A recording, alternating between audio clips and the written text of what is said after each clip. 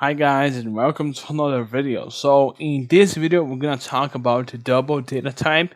So let's get started. So the double data type is actually very similar to the float data type, but it is different in the way that it handles decimal values. So we can have actually in the last video, let's put weight, okay, and let's do the same thing. 56.1, 2, 3, 4, 5, 6, 7, 8, 9. We don't need to put an F at the end. Let's print this variable, the value of this variable out using the print F input line. Let's show this. And you guys can see here, we got an exception, which is basically because I've actually didn't quite got the. I think it's not right? Yeah, I think I'm mistaken here.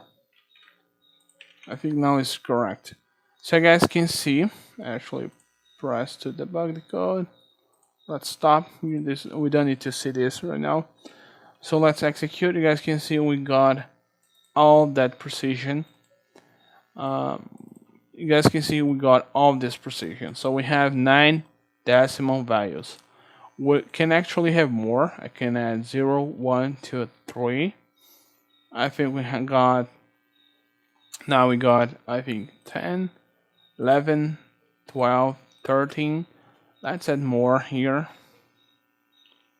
to see how much precision we got in Java. So we actually have 8, 16. So we now got 16 decimal values, which is a lot more.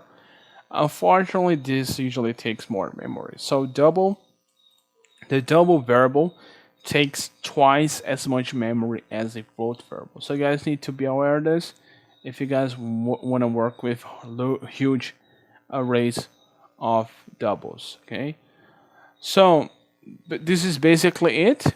This was the tutorial. Hope you guys enjoy, and you guys can see that we can use this double variable to store uh, basically floats with more precision. Okay, so thank you guys for watching this video, guys. Next time.